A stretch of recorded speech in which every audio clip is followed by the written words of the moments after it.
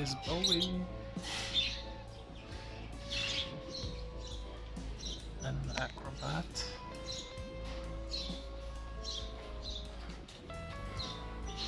Everybody's favorite. Tropical tit. Hello orchid addicts of all various colors and shapes, it's I, Leonard, and I'm back with you once again with yet another installment of slightly humorous yet highly analytical orchid reporting videos. And before I begin, yes, I have begun to smoke again. There are reasons to that, but they shall not be discussed here. Anyhow, as you can see, the object of these days' attention is a Miltoniopsis orchid, and oh boy, isn't this just exciting. You know, it's the end of March, so everybody just wants to fill their houses with some, colorful, fragrant plants, and many people go for hyacinths, many people go for narcissus, and so on and so forth. The seed sowing action and gardening shenanigans are beginning once more, and not to our surprise, many people will also be gravitating towards orchids. And this is a splendid time to acquire orchids because the growth season is just at the beginning. So you can really, provide them with a good, healthy start in your new environment. Now, let's look at this orchid. Today is a gorgeous sunny day.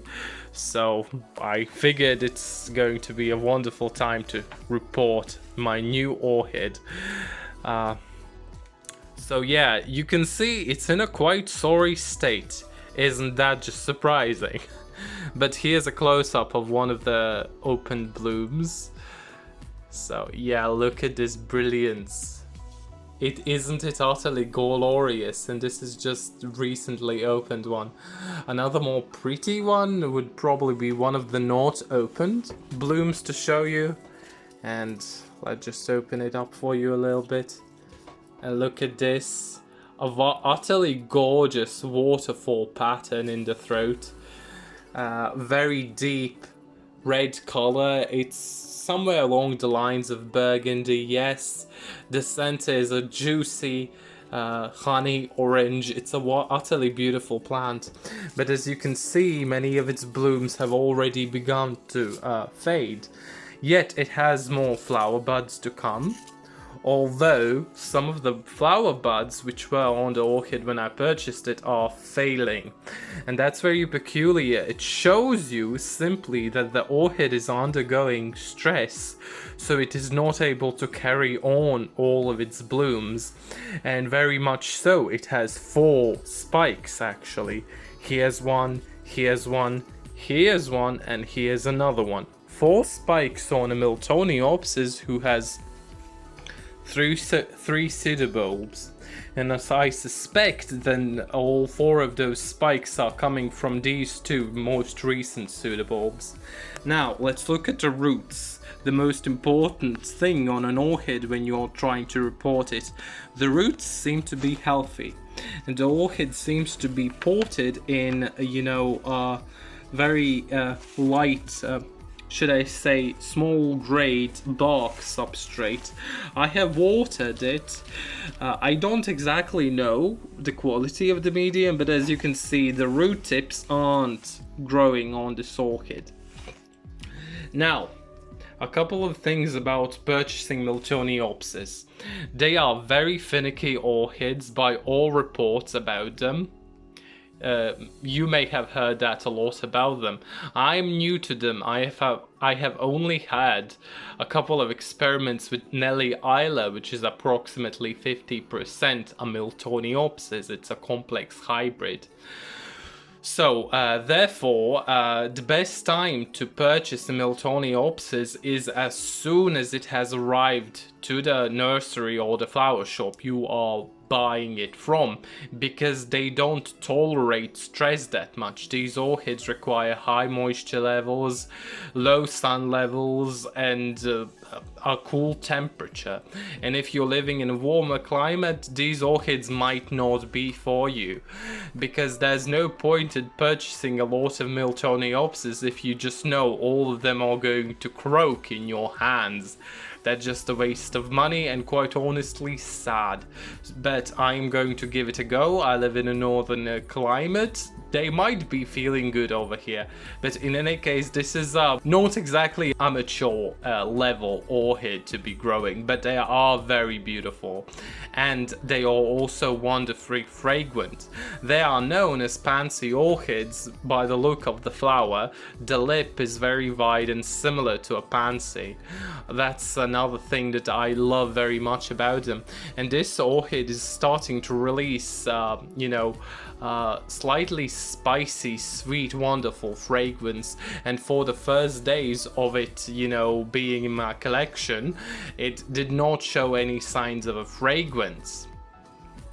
But do rest assured, a Miltoniopsis should sincerely have a perfume.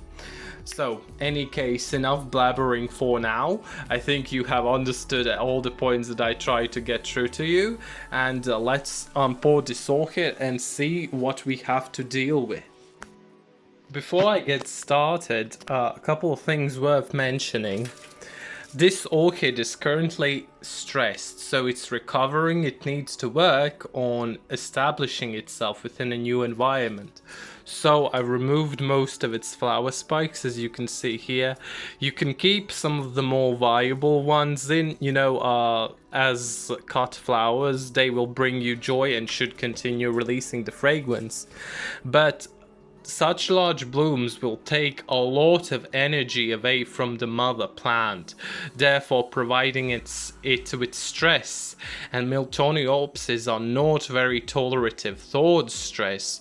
So when you are reporting a newly bought orchid which is acclimating to a new environment, it would be suggested that you remove the blooms so it would focus more on the renewal of the plant, on the adaptation to a new climate, instead of creating more blooms and so on.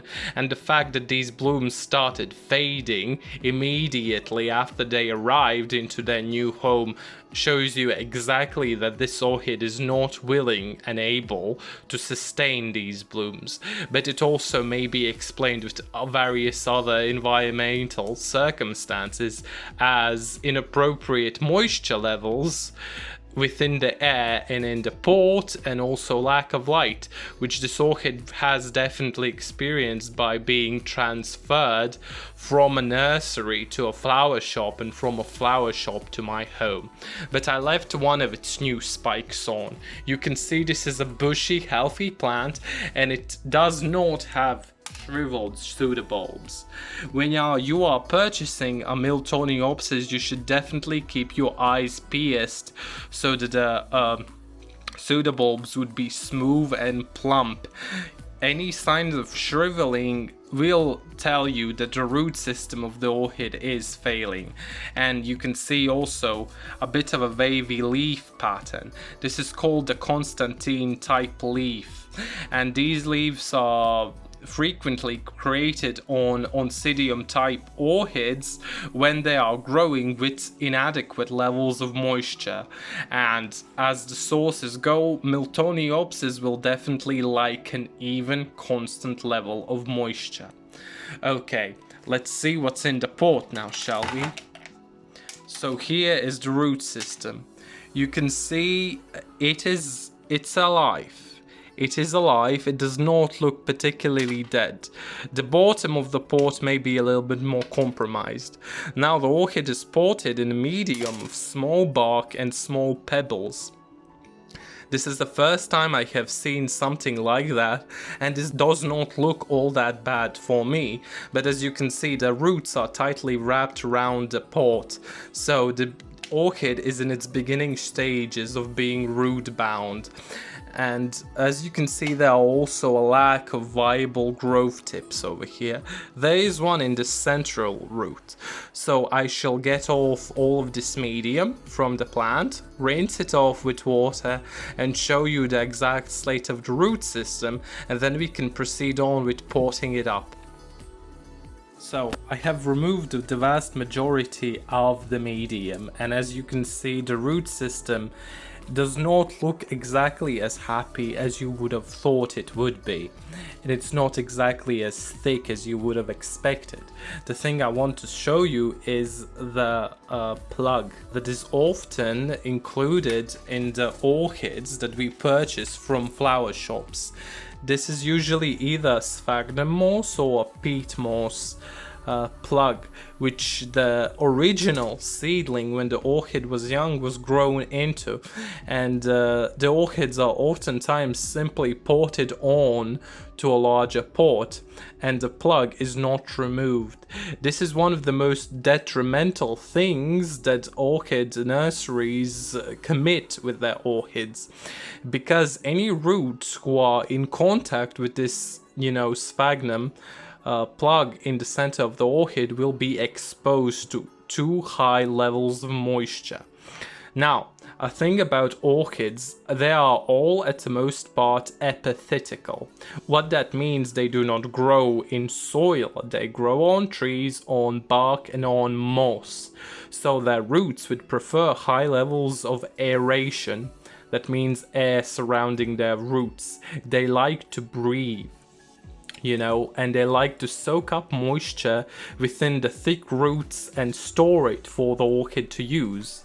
And they also store it in the pseudobulbs, these plump things at the bases of this orchid. And so therefore we can all evaluate, even if the orchid wants high levels of moisture constantly, it does not want to be suffocated or basically immersed in water.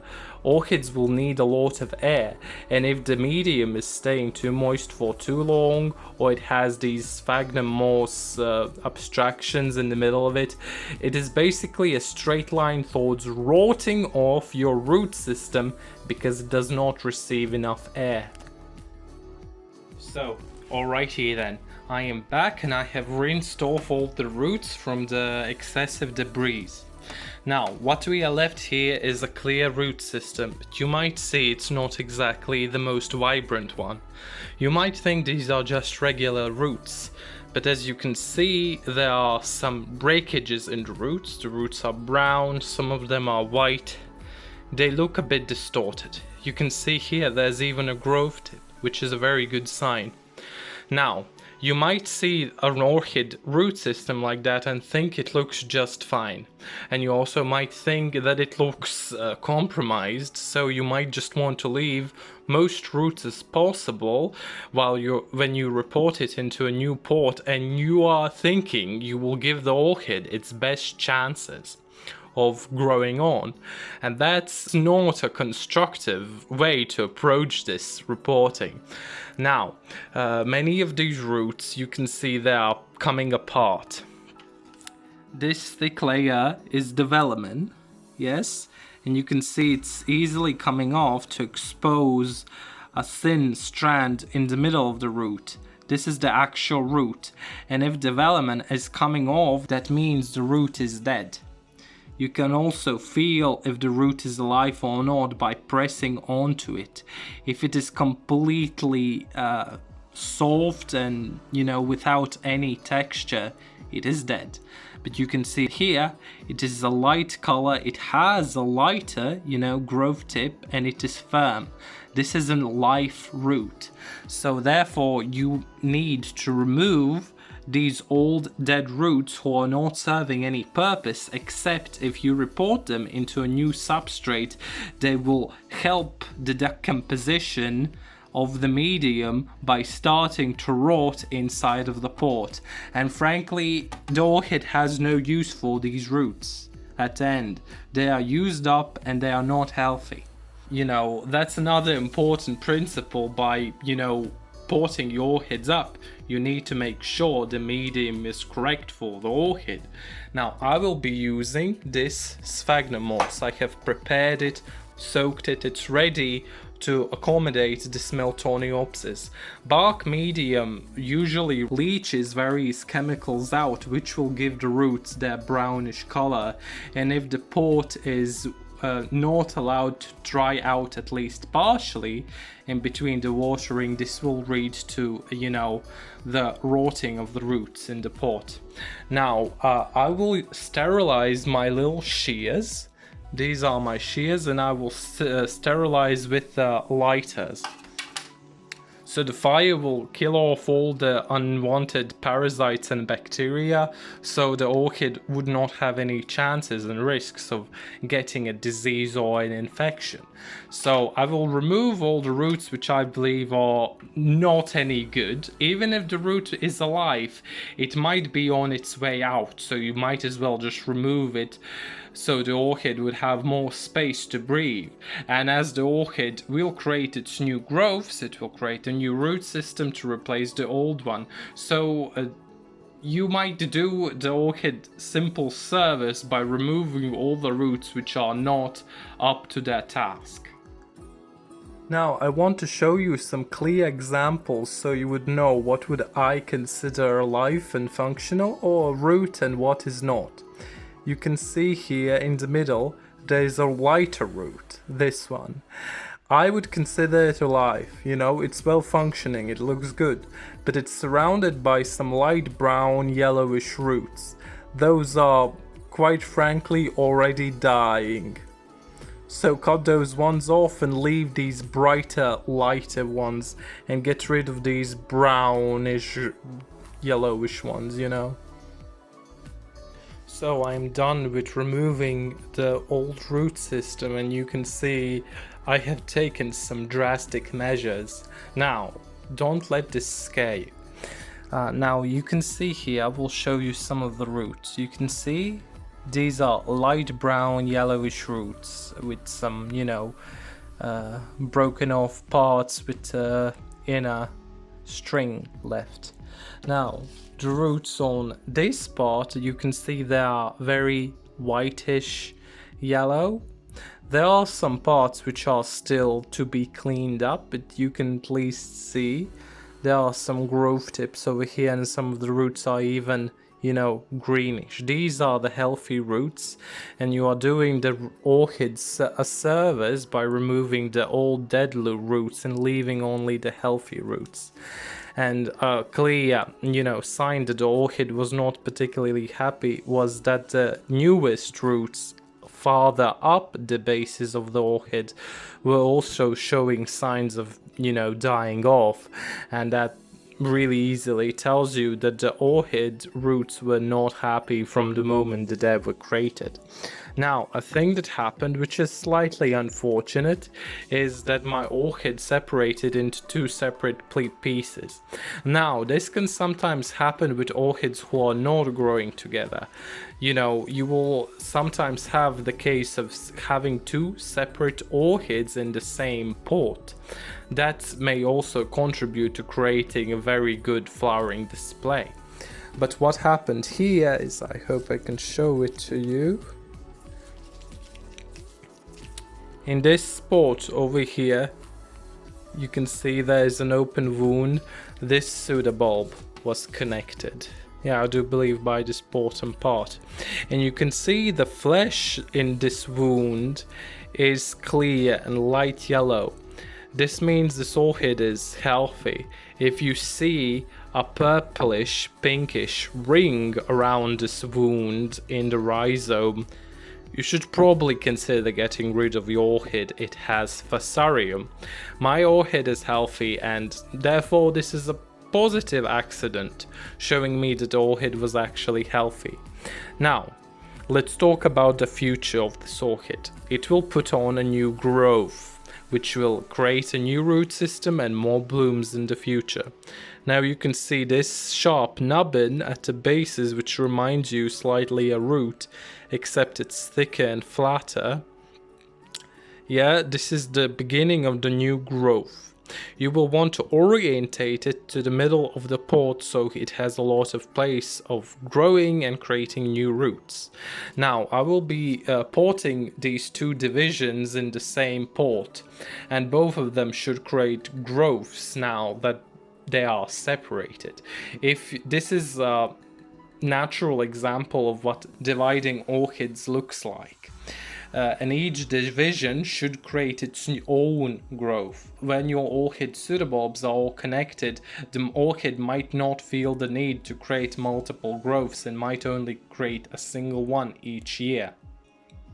But now that these growths are both separate, they are more or less guaranteed to create a growth each. Now on this division I have two pseudobulbs, and over here you can see the beginning of the new growth. See this sharp little bit? It's an eye. It will create its growth from over there. So the pot I will be planting in, I should make sure to orientate the growth to the middle of the pot. So yeah, I will be using this medium small sized pot. It's going to be well enough for the root system of these two orchids, and I'm going to be using only sphagnum moss as it is fluffy, contains a lot of air and provides a high amount of moisture, and in a small pot it will also dry out pretty fast, which is healthy to not suffocate the roots, of course. And hopefully in this summer, in this growing season, these two divisions are going to create their new growths and take up the whole pot with their new growths.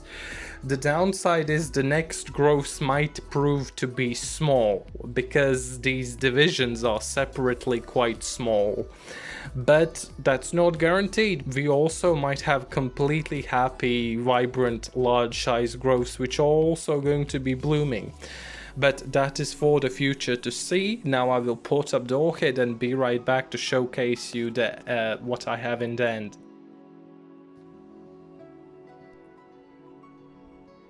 And here we have it, my new orchid is potted up. Here's the sphagnum moss, I have put it in, and here you can see inside of the pot the new growth that's shortly going to be coming out. I made sure to not overpot the pot full of moss, so the pseudobulbs wouldn't be, covered with it too much, because if you bury your orchid too deep, the new growths might be prone to rotting and all that stuff. So be careful with, not over exaggerating. Now you can see I have removed some of the leaves of the orchid.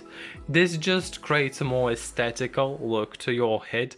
Don't be afraid to sacrifice a little bit for the aesthetics.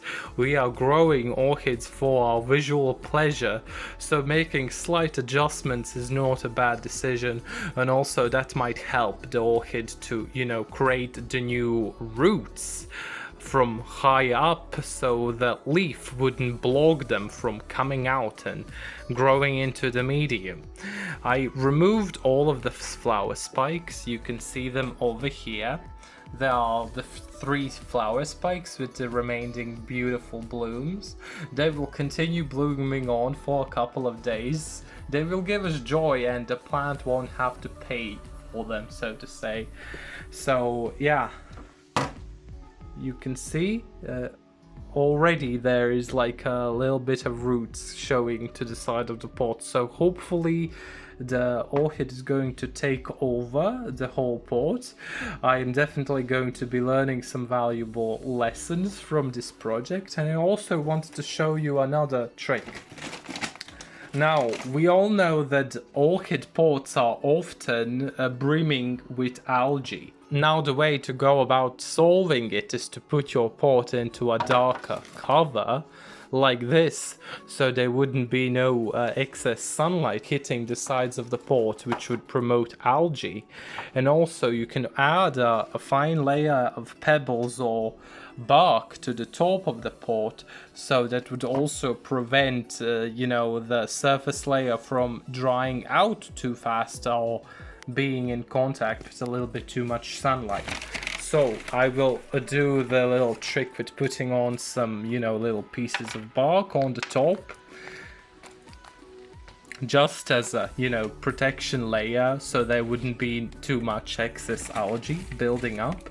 It will also, you know, hold in a little bit of the moisture from the pots, because when our pots dry up, they usually start drying from the, you know, top of the medium. They don't dry out evenly. So putting a little bit of a, you know, protection layer, so to say, on the top would, you know, help the orchids stay, you know, a little bit more moist for a little bit longer of a while. So yeah.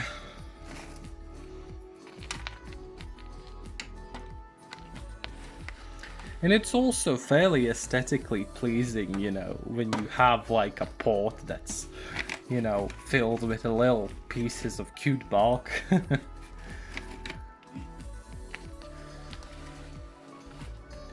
So, alright, here we have it.